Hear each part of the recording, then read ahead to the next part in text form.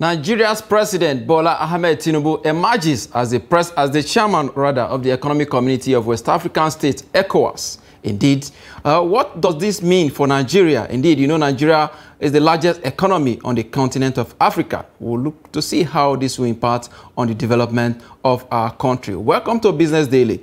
I am Yusuf Akogu. Let's take our business top stories.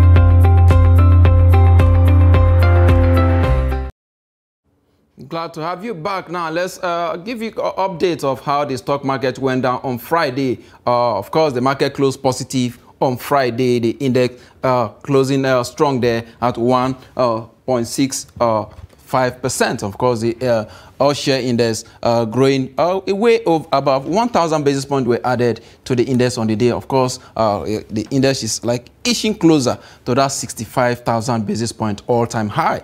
The market cap also added a few billions of dollars there to close at 34.3 trillion naira. The volume of trade 1.227 billion. Of course, in terms of value, 13.847 billion naira. And of course, the deals, double-digit deals, is no longer new in Nigerian market. It's been a recurrent decimal for the past 3 weeks. 10,393 thousand deals rather happened on the floor on Friday. We look at the gainers for the day. We have, of course, the likes of Presco. Presco closed positive there, 10% to close at 220 naira on the day, of course, followed by FTN Cocoa, 3 naira 90 kobo. It closed 10% gain on the day as well. Omatech as well, 55 kobo to also close positive there at 10%. On the losing side, we have very few equities as well. Multiverse also in the mining sector there, also losing 9.87% to close there, 3 naira 38 kobo, as well as RT Briscoe 66 kobo. It closed on the day. Of course, the margin of loss there 9.59%. Of course, Cordvi also closed at 67 kobo to close at minus 8.22%, all in the negative territory. We look at the top traded equities on the day. Of course, most of them are dominated by the banking sector. First Bank, Taiwan Bank, Wema Bank, Tier 2, and of course FCMB, all in the Tier 2 bank. 132 million volume of shares it traded on the day. Of course, Wema Bank, 121 million volume of shares, and of course, FCMB Group also traded 111 million volume of shares. Let's look at the sector performance. Of course, on the day, we have the banking sector, of course, who is surprised when you have on the banking sector dominating the activities. 3.33% it gained on the day as well. The industrial sector, 1.81% as well as the consumer goods sector, 0.32%. If you go down to the oil and gas sector, 1.06%, and of course the insurance sector gaining the highest on the day, 4.89%. Let's look at the rest of Africa and see how the market in Joburg, Kenya, and Ghana are actually faring. Joburg closed negative 1.19%. Over 800 basis points were actually, lost there from the all-share index there. NSE in Nairobi, Kenya, that is Eastern Africa, closed strong, 1.03%. And of course, if you come down to Ghana here in West Africa, a very close down neighbor, I would say 5.18% on the day at each gain. So these are the highlights of the market performance of Friday from Nigeria and, of course, the rest of Africa. We take a very quick break. When we come back, we'll go into our discussion. Don't go away.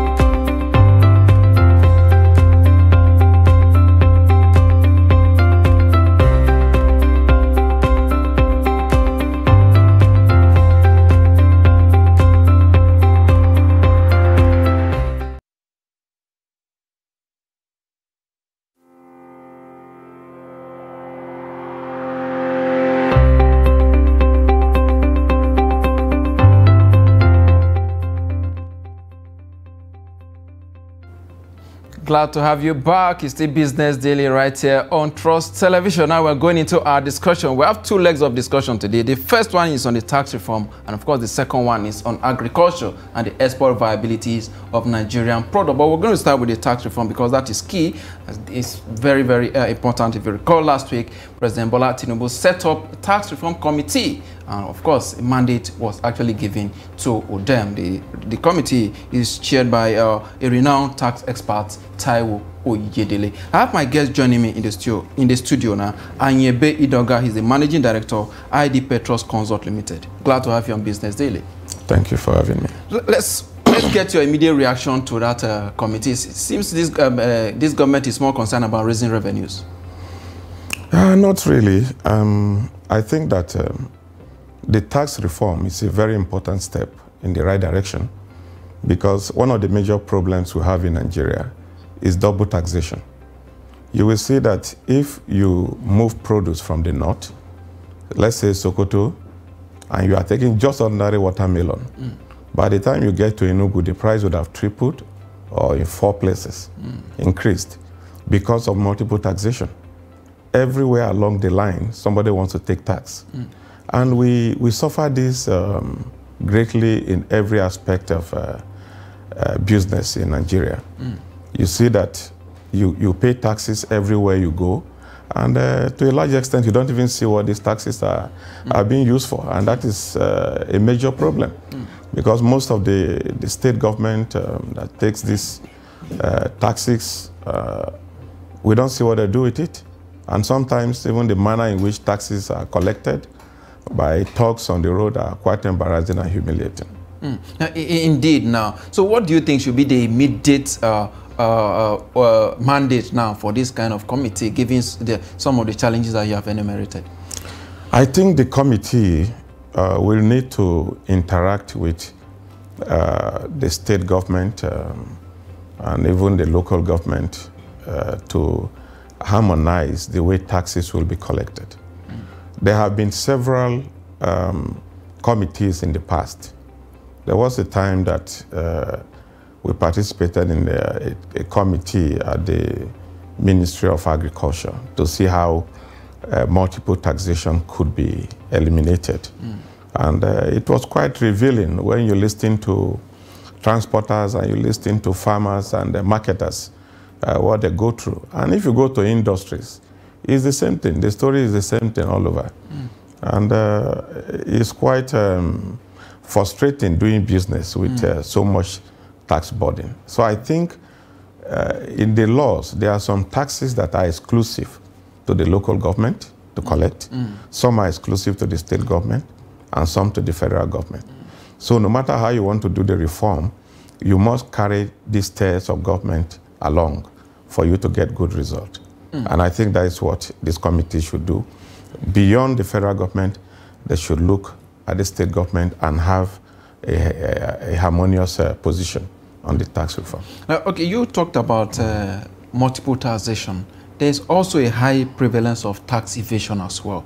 That is another problem that we're actually facing. And it's a window where government is losing so much in terms of revenue. So what do you think can be done to, curb that? And most of the people involved, most cases are high-profile individuals.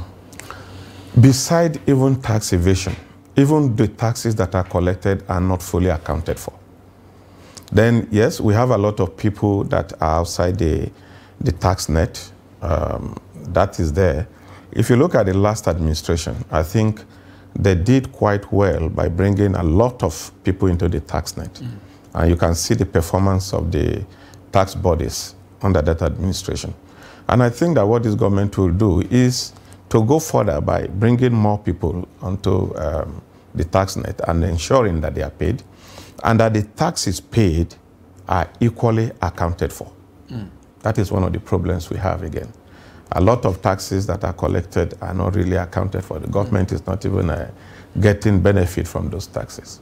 So while we are bringing more people on board to ensure that these taxes are collected, we should equally ensure that the taxes are collected in the format and in the way that it will be accounted for.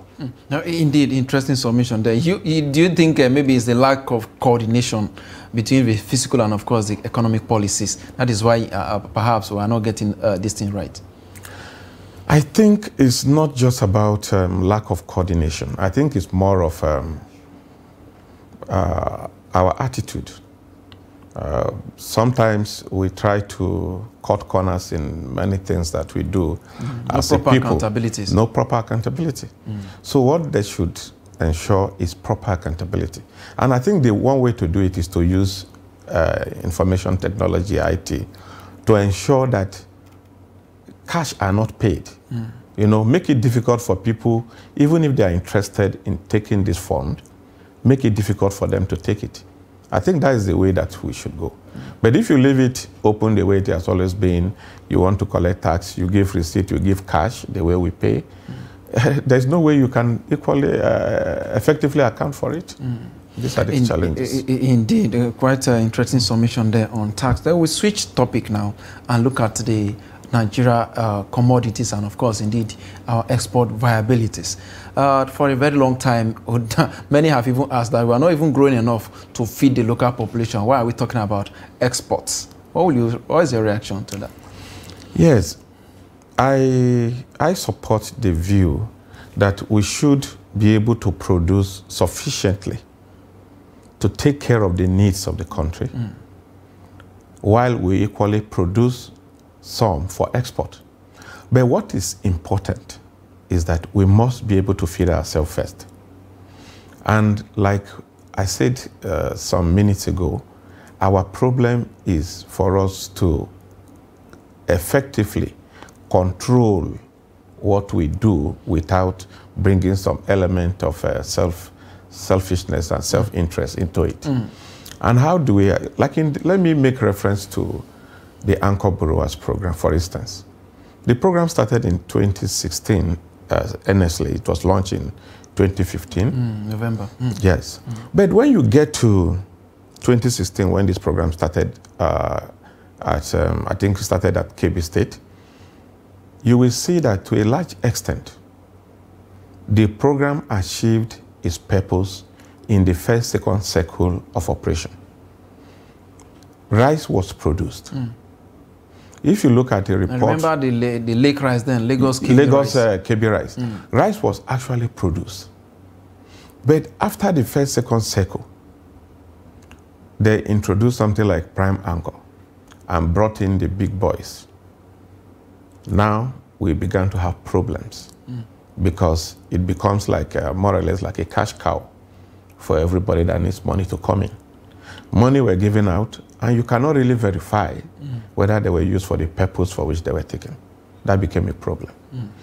But if we're able to control what we're doing, I think by now we would have been far beyond where we are.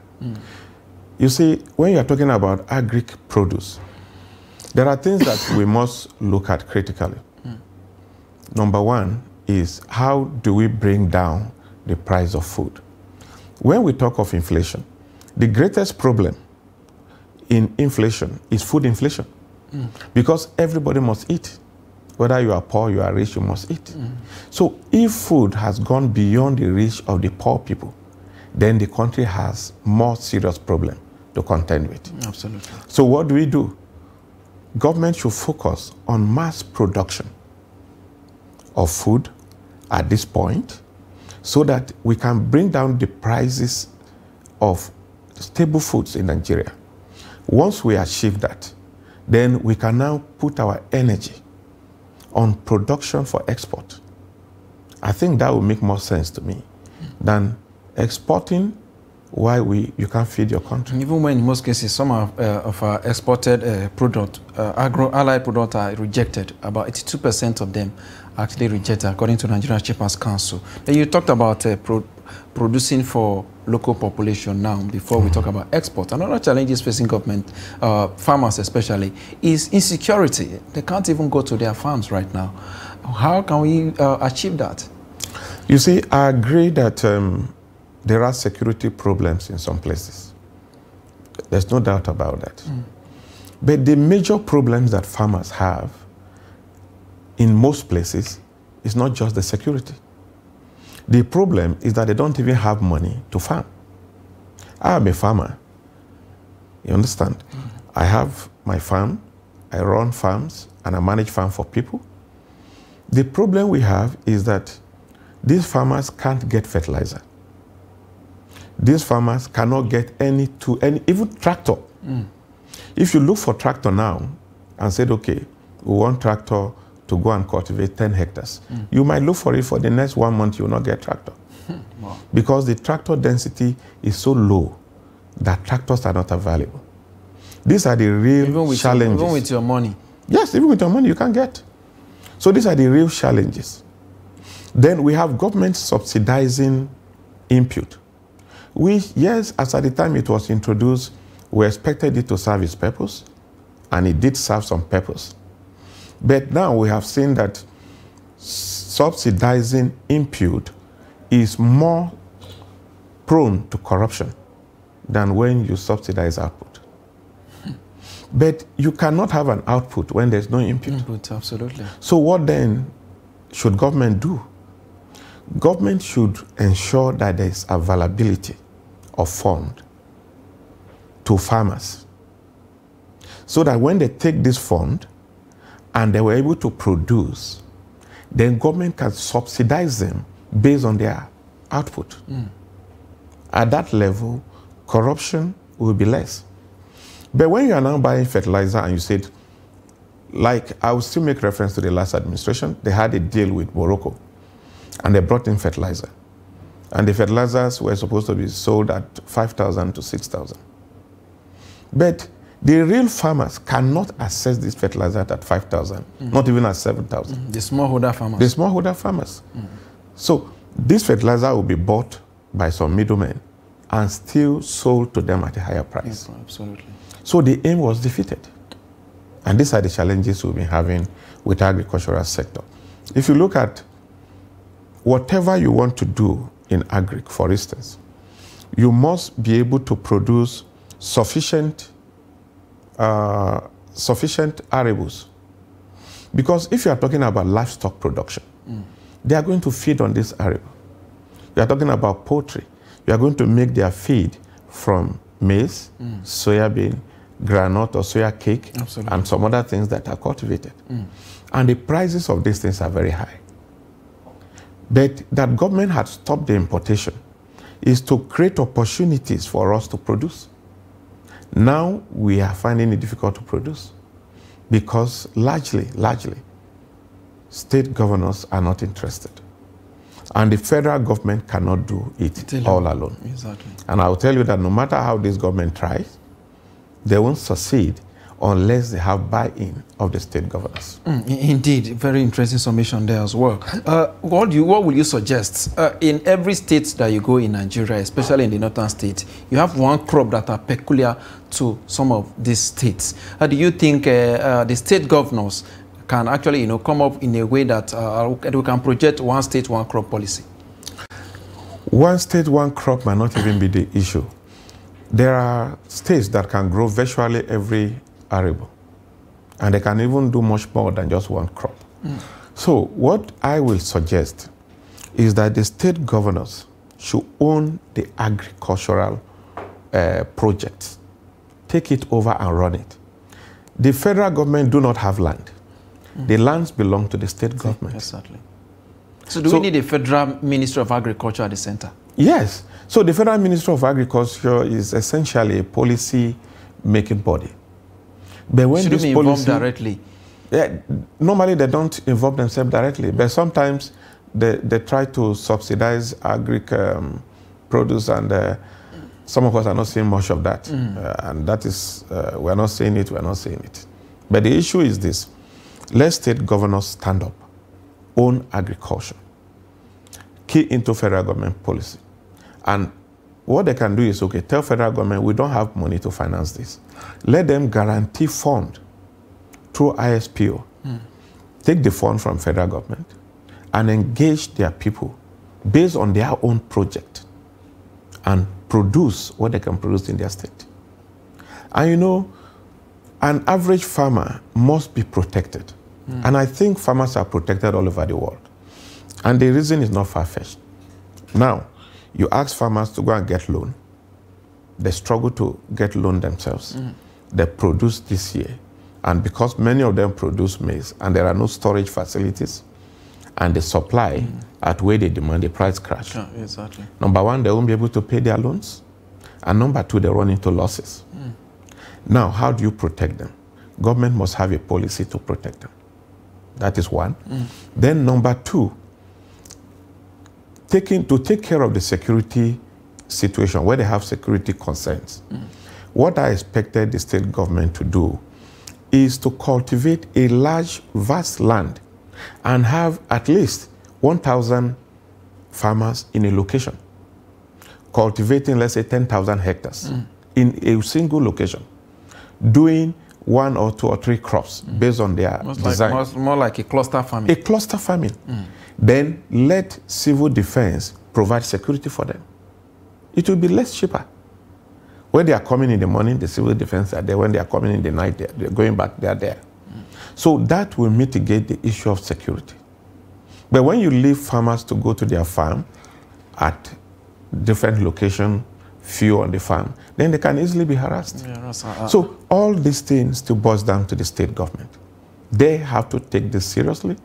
And when they do that, we will succeed.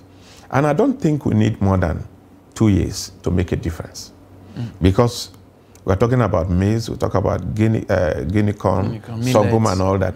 These things are between 1 to 120 days. And they are harvested. So if you produce 10,000 hectares in one location, and you do that maybe in every senatorial district in your state, then you're talking about 30,000. And if every state does that based on what they have the advantage to produce, then the price of goods will definitely come down.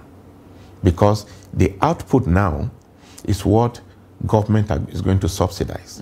You will now say, okay, instead of giving you fertilizer, subsidizing your input by 100,000, when you produce XY amount, for each ton, government will give you this amount. So if I produce 10 tons and government is giving, let's say, 100,000 per ton or 50,000 per ton, then I get 500,000. Then I can sell my produce at a lower price and still make profit. Make profit. That's how you should go. Indeed, interesting conversation we're having. Time is always not our friend most times on this program. But before we go, a new government is not so new again. I've spent over a month in office, and so many policies have been introduced so far. So what do you think government should do with regard to some of the points that you've raised to ensure that we have food security? I think in 30 seconds. Okay, the federal government has started doing something. Some state government are doing. I know that the Niger state government is working on getting some tractors. I know that some other states again are doing some things on agriculture. My advice is that they should continue with this. But the federal government, to have good result, must recapitalize the Bank of Agriculture, number one. Number two, the federal government must put proper management in place at the Bank of Agriculture. Once you have these two things in place, and the Bank of Agriculture is positioned to operate effectively, I can tell you that they will do much more than you can expect. Okay, absolutely. I must thank you, Anyebe Udoka, Managing Director, ID Petros Consult Limited. I must thank you for your time on Business Daily today. We appreciate your contribution. Thank you very much for having me. Thank you. Yeah. And it's on that note that we wrap up the Business Daily edition for today. Join us tomorrow for more. I am Yusuf Akogun.